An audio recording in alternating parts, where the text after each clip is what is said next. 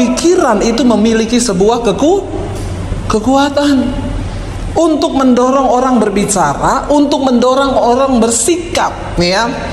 Kalau pikiranmu itu engkau terus berpikir bagaimana cara saya menjatuhkan orang ini ya, maka pikiran yang licik itu yang akan mendorong engkau untuk melakukan sebuah tindakan. Kita perlu jaga pikiran kita loh saudara. Kenapa? Karena kita mau hidup dalam perkenanan Tuhan. Amin. Dan Tuhan itu mengetahui pikiran kita.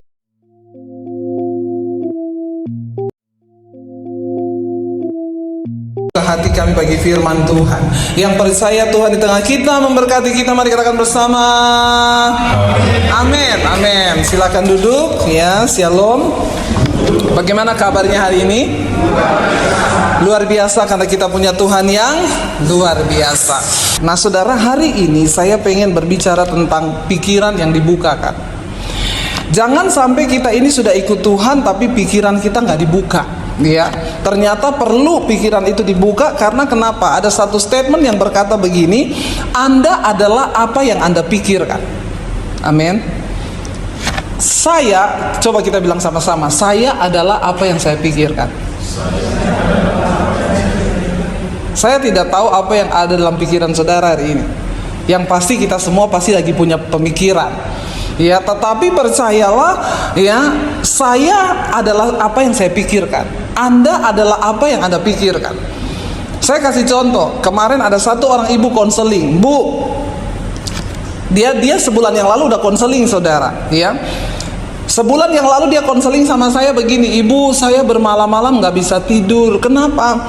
Saya nggak tahu Bu, pikiran saya sangat menghantui saya. Pikiran apa Bu? Jadi gini Bu, cucu saya itu kan mau berangkat ke luar negeri, ya. Terus saya nggak tahu ya, sebelum dia berangkat ini, saya di pikiran saya datang terus gini, cucu saya itu nanti kecelakaan pesawat, nanti pesawatnya jatuh, nanti dia mati. Terus saya bilang gini, ibu menyiksa diri banget ya. Iya, saya nggak bisa tidur karena mikirin itu terus. Tapi kan saya nggak mungkin cegah cucu saya berangkat ke luar negeri untuk sekolah. Jadi saya telepon ibu malam ini karena besok subuh itu cucu saya berangkat, Bu. Apa yang harus saya lakukan? Saya bilang, Ibu, ya itu bisa intimidasi, tapi bukankah ini satu firasat? Enggak, kayaknya ibu terlalu berpikiran negatif. Terus apa yang harus saya lakukan? Berdoa sekarang. Ibu tengking itu dalam nama Yesus, ya itu tidak akan terjadi. Itu bisa saja datang dari kekhawatiran ibu. Akhirnya kami berdoa saudara malam itu. Saya berdoa buat dia, lalu dia bilang, iya Bu, saya bisa tidur. Kemarin dia telepon saya lagi, Bu, doakan saya lagi ya. Terus saya bilang, ini ibu yang dulu ya, yang ketakutan cucunya mau jatuh dari pesawat ya. Iya, saya mau tanya, cucu ibu jatuh nggak? Enggak. Sekarang mana? Udah di Amerika, udah sekolah. Apa yang ibu takutkan terjadi nggak? Enggak. Terus sekarang telepon apa lagi? Saya cemas Bu, hari-hari ini nggak bisa tidur. Saudara lihat ya, kekuatan pikiran itu akan membentuk hidup seseorang menjadi seperti apa yang dia pikirkan. Karena pikirannya cemas, pikirannya takut. Ibu ini jadi orang yang cemas, jadi orang yang takut, nggak bisa tidur tiap hari. Rugi nggak saudara? Rugi kan? Satu kali saya pernah baca satu kisah tentang kekuatan pikiran. Mereka bikin survei di satu kampus saudara.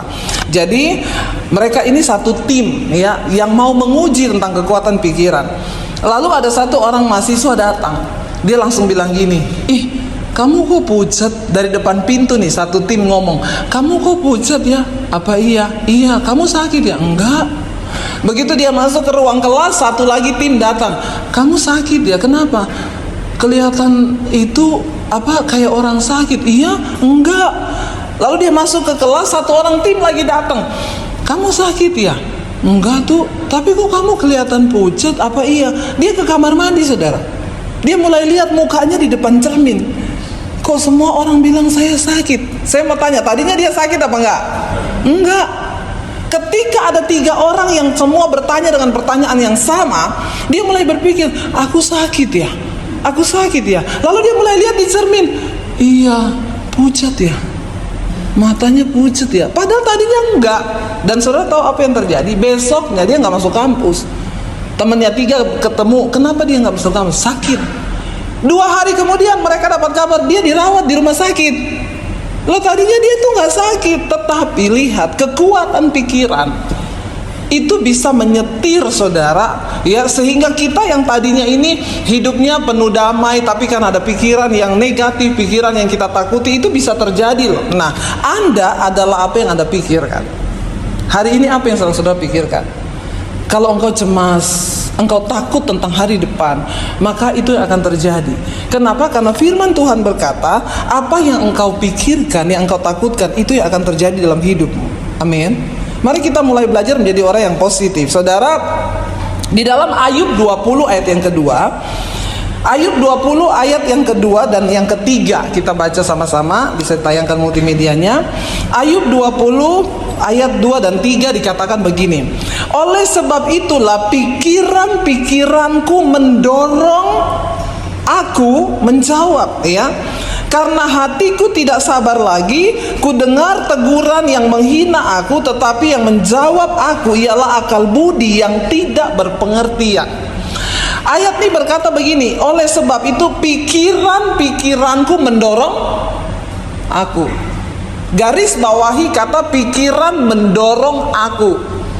Saudara, dari kata ini kita bisa melihat bahwa pikiran itu memiliki sebuah kekuatan untuk mendorong orang berbicara, untuk mendorong orang bersikap, ya. Kalau pikiranmu itu engkau terus berpikir bagaimana cara saya menjatuhkan orang ini, ya, maka pikiran yang licik itu yang akan mendorong engkau untuk melakukan sebuah tindakan. Kita perlu jaga pikiran kita loh saudara. Kenapa? Karena kita mau hidup dalam perkenanan Tuhan. Amin. Dan Tuhan itu mengetahui pikiran kita. Kalau engkau punya pikiran kecemasan, maka kecemasan itu akan mendorong engkau menjadi pribadi yang terus hidup di dalam ketakutan, ya. Sehingga ada banyak orang yang sebenarnya nggak sakit, tapi bisa masuk rumah sakit. Kenapa? Karena hidup dikuasai oleh ketakutan demi ketakutan demi ketakutan. Saudara lihat ya, ketika seseorang begitu divonis dokter kena kanker, itu biasanya dia langsung drop.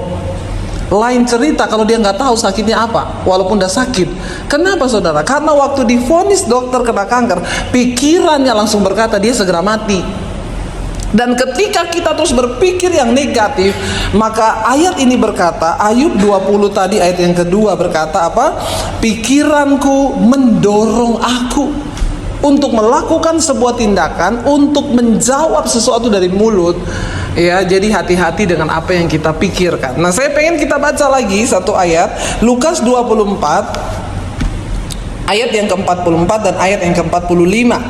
Ini Yesus saudara, ketika dia mati, dia bangkit, dia menampakkan diri kepada murid-muridnya. Tapi apa yang terjadi? Lukas 24 ayat 4 berkata begini, kita baca sama-sama. Lukas 24 ayat yang ke-44 dan ayat yang ke-45. Firman Tuhan berkata, ia berkata kepada mereka, inilah perkataanku yang telah kukatakan kepadamu ketika aku masih bersama-sama dengan kamu, yakni bahwa harus digenapi semua yang ada tertulis tentang aku dalam kitab Taurat Musa dan kitab Nabi-Nabi dan kitab Mazmur. Lalu ia membuka pikiran mereka sehingga mereka mengerti kitab suci. Saudara yang kekasih, ayat ini bercerita tentang ketika Yesus bangkit, dia menampakkan diri kepada murid-muridnya. Dan apa yang terjadi? Murid-muridnya berteriak, hantu. Yesus yang bersama-sama dengan mereka ketika ada di dunia, mendengarkan semua khotbah-khotbah Yesus, mereka mendengarkan ajaran-ajaran Yesus selama Yesus ada di dunia. Tiba-tiba waktu Yesus mati, lalu dia bangkit, mereka berteriak melihat hantu. Orang Kristen kalau otaknya, pikirannya tidak dibuka, dia bisa bilang Tuhan hantu. Makanya yang benar jadi salah, yang salah jadi benar. Ya, itu yang terjadi. Saudara, mereka nggak percaya. Kenapa mereka melihat Yesus itu hantu? Karena mereka nggak percaya Yesus itu bangkit. Yesus bilang, selama aku bersama-sama dengan kamu, bukankah aku sudah berkata bahwa apa yang tertulis itu harus digenapi, anak manusia akan mati, tetapi pada hari yang ketiga dia akan bangkit. Tapi rupanya murid-murid ini pikirannya nggak sampai ke sana. Jadi ketika Yesus menampakkan diri, mereka pikir Yesus hantu. Lalu Alkitab dengan jelas berkata di sini, Yesus berkata apa? Lalu ia membuka pikiran mereka. Ayat yang ke-45 di sana berkata, lalu ia membuka pikiran mereka sehingga mereka mengerti kitab suci. Kita ini terlalu sering menjadi orang Kristen, kayaknya duduk dengar khotbah, tapi saya nggak tahu pikirannya udah dibuka apa belum. Halo. Berbahaya sekali kalau kita jadi orang Kristen tapi pikiran kita nggak dibuka sama Tuhan. Makanya ada orang Kristen yang hidupnya nggak pernah berubah. Dan ketika hidup kita nggak berubah, maka nasib kita nggak bisa berubah. Kenapa? Perubahan nasib itu mengikuti perubahan karakter. Amin. Bagaimana karakter bisa berubah? Itu pikiran harus dibuka. Murid-murid Yesus ikut Yesus, saudara. 3 tahun pelayanan Yesus di bumi, mereka ikut kemana Yesus pergi. Mereka dengar tentang firman, tapi ternyata pikirannya belum dibuka. Makanya mereka nggak ngerti tentang firman Tuhan. Nah, saya berdoa supaya kita hari ini pikiran kita dibuka. Coba semua dengan tindakan iman, semua pegang kepalanya gini, kayak kunci. Dalam nama Yesus, aku buka pikiran. Amin. Ya, kita buka pikiran kita. Ini serius, saudara. Dan saudara harus dengan tindakan iman loh, setiap hari. Ya, bagaimana caranya kita membuka pikiran kita setiap hari? Pikirkan firman Tuhan. Amin. Tumpang tangan atas kepalamu sendiri. Ketika engkau banyak pergumulan, engkau pikiran, ketakutan, kecemasan, bilang dalam nama Yesus, Tuhan, aku mau pikir semua yang positif. Karena banyak orang bisa gila loh, saudara. Apalagi yang laki-laki. Saya selalu lagi mengingatkan gini, laki-laki dan perempuan itu yang paling banyak kena stroke laki-laki. Ya, bapak-bapak hati-hati ya. Kenapa? Kenapa yang paling banyak kena stroke itu laki-laki? Kenapa? Karena ukuran otak laki-laki itu lebih kecil daripada ukuran otak perempuan. Tapi laki-laki itu udah ukuran otaknya kecil, semua dipikir. Karena laki-laki itu hidup dipimpin oleh logika. Anaknya masih 10 tahun kuliah, dia udah mikir dari sekarang. Kontrakannya masih 1 tahun lagi, dia udah mikir sekarang. Beda sama perempuan, otaknya ukurannya lebih besar, tapi isinya kosong. Loh, betul, siapa itu yang ngomong betul? Ya. Karena perempuan itu cenderung pakai perasaan. Ya. Lebih enak para perempuan, saudara, ada masalah nangis dia. Begitu nangis udah plong hatinya, pikirannya juga udah plong. Perempuan itu ada masalah, dia WA temennya ya, dia curhat. Say, mau curhat dong, dibalas sama temennya. Iya say, apaan? Dia curhat panjang dari A sampai Z, dia ketik, temennya nggak baca loh, nggak baca. Cuma dibalas gini, iya say, berdoa saja Tuhan memberi kekuatan. Udah plong dia, padahal temennya nggak baca. Kenapa? Karena perempuan itu pakai perasaan. Ya, laki-laki nggak pakai perasaan. Kalau ada laki-laki yang pakai perasaan, itu mesti setengah laki-laki, Bo. Cucu. Ya. Jadi bapak-bapak hati-hati ya. Ingat, ukuran otak laki-laki itu kecil, tetapi laki-laki itu semua dipikir. Jangan engkau isi semua pikiranmu dengan perkara kekhawatiran, ketakutan, tapi bukalah pikiranmu untuk engkau isi dengan firman Tuhan. Amin. Supaya kenapa? Karena apa yang kau pikirkan itu akan mendorong engkau loh. Tadi kita udah baca Ayub 20. Karena pikiranku mendorong aku. Kenapa orang bisa membunuh? Karena ditimbul dari pikiran dulu. Kenapa orang bisa melakukan semua tindakan kejahatan? Karena pikiran. Kalau pikiranmu licik, maka engkau akan jadi manusia yang licik. Kalau pikiranmu penuh dengan ketakutan, maka engkau akan jadi penakut. Kalau pikiranmu penuh dengan kecemasan, maka engkau akan menjadi manusia yang cemas. Apa-apa cemas, kayak ibu itu yang mau berangkat, cucunya naik pesawat ke luar negeri, dia yang udah ketakutan, nanti pesawatnya jatuh, nanti gini, aduh orang kayak begini, saudara bisa bayangkan. Ya, itu nggak mau naik pesawat, nggak bisa ngapa-ngapain. Mau ke dapur aja, aduh nanti kalau saya kepleset mati saya di dapur. Ya, ini orang kayak begini penuh dengan kecemasan, jadi apa, saudara? Ya, makanya banyak orang itu yang hidupnya tidak berbahagia. Kenapa? Karena dia mengizinkan semua pikiran negatif masuk. Anda adalah apa yang Anda pikirkan. Kalau engkau penuh dengan pikiran optimis, engkau berpikir engkau akan bisa melewati masa depan dengan masa depan yang penuh harapan karena bersama dengan Tuhan, maka itu yang akan terjadi. Karena apa yang engkau pikirkan itu yang akan mengendalikan hidupmu. Amin. Lalu kita baca saudara, bagaimana caranya supaya kita ini bisa menjadi orang yang positif, yang terus hidup di dalam pimpinan Tuhan, dalam perkenanan Tuhan. Mari kita buka bersama 2 Korintus, Efesus dulu, Efesus 4 ayat yang ke-17. Efesus 4 ayat 17 sampai dengan ayat yang kita baca saudara ya. Di sini kita akan lihat ya, 17, 18 sampai ayat yang ke-20. Efesus pasal 4 ayat 17, 18 sampai 20. Ya, ada di sini. Sebab itu kukatakan dan kutegaskan ini kepadamu di dalam Tuhan. Baca sama-sama yuk. Jangan hidup lagi sama seperti orang-orang yang tidak mengenal Allah dengan apa?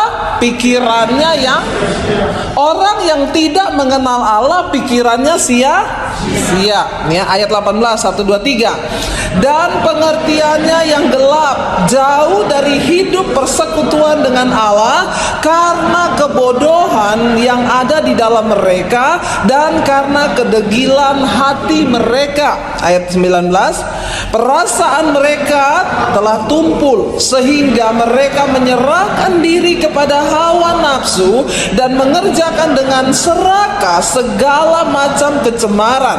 20, tetapi kamu bukan demikian, kamu telah belajar mengenal Kristus. 21, karena kamu telah mendengar tentang Dia dan menerima pengajaran dalam Dia menurut kebenaran yang nyata dalam Yesus, yaitu bahwa kamu berhubung dengan apa? Kehidupan kamu yang dahulu harus menanggalkan manusia lama yang menemui kebinasaannya oleh nafsunya yang menyesatkan. Saudara tadi lihat pikirannya jadi tumpul, jadi gelap, hatinya jadi degil. Kenapa? Karena pikirannya sia-sia. Orang yang tidak mengenal Allah, pikirannya sia-sia. Tapi orang yang mengenal Tuhan, kita punya pemikiran yang berbeda dengan orang dunia. Karena itu seharusnya orang yang sudah dalam Tuhan, ya kita ini berbeda. Kenapa? Karena kita kan pikirannya udah gak sia-sia, amin. Ya, karena kita pikirannya itu sudah mengarah kepada tujuan dan kehendak Kristus dalam hidup kita. Dia bilang di sana apa?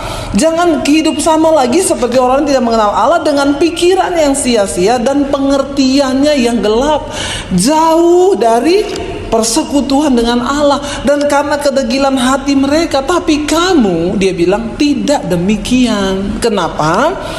Karena kamu telah belajar mengenal Kristus dan telah mendengar pengajaran tentang Kristus. Ketika orang saudara pikirannya diisi, makanya saudara saya berdoa ya supaya kita di sini mulai bisa memilih. Yang pertama, pilihlah apa yang harus Anda pikirkan. Kita yang berhak memilih.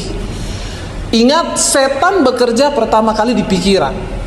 Setiap hari setan memanah pikiran kita dengan pikiran-pikiran yang sia-sia. Dia bikin hidup kita kacau.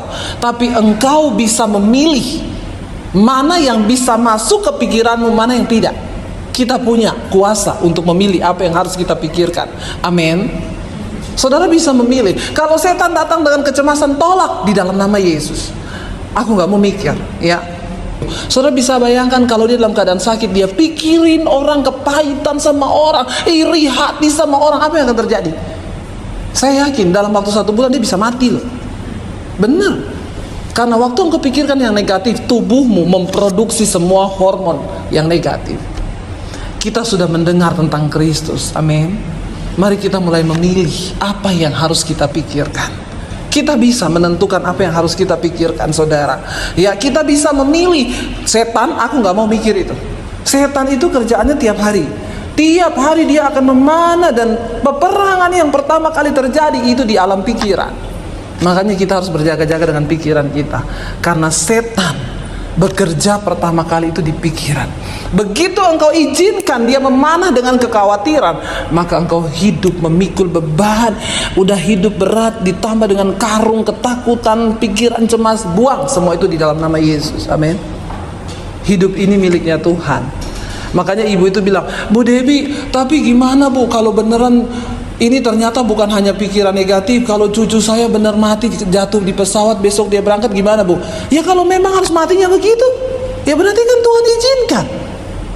Terus dia diem. Iya juga ya Bu. Iya emang ibu bisa nahan kalau cucunya ibu udah mau mati. Saya ingat ada satu ibu, dia punya anak itu meninggal tepat di hari ulang tahunnya. Jadi saudara bisa bayangkan, anak 17 tahun, ibu ini pendoa di satu gereja. Satu kali saya dapat kesempatan ngobrol sama tantenya yang meninggal ini, anak ini. Dia bilang gini, Bu Debbie, saya mau cerita ya, ada yang aneh loh. Kenapa? Jadi anak ini yang 17 tahun ini satu malam mimpi dia meninggal kecelakaan. Dia bangun pagi cerita sama mamanya, Mami, aku tadi malam mimpi apa? Aku meninggal kecelakaan. Terus maminya bilang, aduh, kenapa? Mami juga mimpi sama. Kamu meninggal kecelakaan. Aduh, kenapa ya? Ya udah kalau gitu mulai sekarang, maminya bilang, mulai sekarang kamu ndak boleh pergi naik motor. Kamu sekolah diantar sama sopir naik mobil, ya supaya nggak kecelakaan. Jadi dia kemana-mana saudara, berbulan-bulan diantar sopir, dijaga sama mamanya diantar sopir, sampai tiba ulang tahunnya yang ke-17 tahun. Dia bilang gini, Ma, kan besok aku ulang tahun, masih ada satu undangan nih Ma yang belum aku antar. Lalu mamanya bilang, enggak, kamu nggak boleh antar sendiri, nggak boleh ya, tunggu sopir aja. Tapi kan ini udah malam, acaranya besok. Ya udah besok aja, ya. Udah besok siang, kan acaranya malam saudara. Ma, tuh kan undangannya belum diantar. Tunggu sebentar, sopir lagi mama suruh. Terus dia bilang gini, Ma please, rumahnya deket, saya antar naik motor sebentar ya. Mamanya bilang gini, tapi kan kita udah sepakat sejak mimpi itu kamu gak boleh naik motor. Dia bilang gini, Ma, kalau memang aku harus mati dengan cara demikian, tidak ada satu orang pun yang bisa menahan, karena itu rencana Tuhan. Tapi kalau bukan, ya saya tidak akan mati. Karena mamanya juga seorang pendoa syafaat, dia beriman, dia bilang ya udah, tidak apa-apa. Bener saudara, anaknya keluar rumah bawa motor, ngantar undangan, ditabrak sama truk dan dia mati di tempat. Hari kematiannya itu pas di hari ulang tahunnya. Dari situ saya juga mengambil satu hikmah, ya benar saudara, hidup ini kan di dalam kendali Tuhan kan. Jadi sebenarnya kan kita nggak usah berpikir yang negatif. Ya kalaupun semua harus terjadi, berarti kan itu rencana Tuhan. Ngapain kita takutkan? Kalau itu tidak akan terjadi, bukan dari Tuhan, berarti kan itu nggak akan terjadi. Nah, ketika kita ikut Tuhan, kita punya pikiran sampai di sini. Nasibku, hidupku, semua itu Tuhan yang atur dan pegang kendali. Kalau orang juga nggak mau naik pesawat, kenapa? Takut jatuh. Apa yang akan terjadi coba saudara? Nggak ada yang jadi pilot, nggak ada yang jadi pramugari, nggak ada yang jadi penumpang kan? Ya saya nih hampir tiap bulan kemana-mana naik pesawat, berpikir jatuh nggak? Ya sempat terpikir, tapi gini, Tuhan kalau jatuh berarti sudah waktunya. Nah kenapa kita harus pikirin yang negatif? Sementara ada orang yang naik pesawat udah nggak bisa jalan, di pesawat keringetin karena takut jatuh, ternyata nggak jatuh, rugi nggak? Rugi, udah ketakutan, mungkin berhari-hari udah ketakutan jatuh, ternyata nggak jatuh. Saudara, Anda adalah apa yang Anda pikirkan. Jadi hari ini mari kita belajar, kalau engkau mau lihat hidup yang berbahagia, pikirkanlah semua yang baik. Amin. Ya, yang terakhir satu ayat firman Tuhan, mari kita baca di Korintus. Kita harus mulai belajar ya hari ini, memutuskan apa yang harus kita. Filipi aja, Filipi 4 ayat yang ke-8 dan ayat yang ke-9. Ini caranya supaya kita menjadi manusia yang positif dan memikirkan semua yang positif. Filipi 4 ayat 8 dan 9, mari baca sama-sama 1, 2, 3. Jadi akhirnya saudara-saudara, semua yang benar, semua yang mulia, semua yang adil, semua yang suci, semua yang manis, semua yang sedap didengar, semua yang disebut kebajikan dan patut dipuji, pikirkanlah semuanya itu. Dan apa yang telah kamu pelajari, dan apa yang telah kamu terima, dan apa yang telah kamu dengar, dan apa yang telah kamu lihat padaku, lakukanlah itu. Maka Allah sumber damai sejahtera akan menyertai kamu. Janji Tuhan, jika engkau memikirkan semua yang baik, semua yang suci, semua yang benar, semua yang mulia, maka Allah sumber damai sejahtera akan menyertai hidup kita. Bukankah itu yang semua yang kita rindukan, saudara? Mari hari ini kita koreksi pikiran kita. Kalau ada pikiran jahat, kalau ada pikiran iri hati, kalau ada pikiran yang pahit sama orang, kalau ada pikiran ingin menjatuhkan orang, mari kita buang itu jauh-jauh. Kenapa? Ingat, di dalam hidup ini ada yang namanya prinsip tabur tuai. Engkau menabur yang buruk, engkau pasti menuai yang buruk. Engkau merancangkan yang jahat buat orang, engkau sendiri yang akan terjebak di dalam rancangan kejahatanmu itu. Mari kita jadi orang yang hidup apa adanya di hadapan Tuhan. Kita jadi orang yang hidup dalam perkenanan Tuhan. Tidak ada rasa iri hati, kebencian, apalagi kepahitan sama orang, supaya engkau berbahagia. Kenapa? Karena waktu kita pikir semua yang adil, yang benar, yang mulia, Tuhan menyertai hidup kita. Amin, saudara. Saya percaya kita semua diberkati Tuhan hari ini, dan mari kita mulai belajar memikirkan semua yang baik, biar Tuhan yang menyelidiki semua yang ada dalam pikiran kita. Mari kita bangkit berdiri bersama. Sungguh besar yang Engkau pikirkan tentang kami, Tuhan, dan biarlah kami juga memikirkan apa yang Tuhan pikirkan, yang Tuhan mau dalam hidup kami.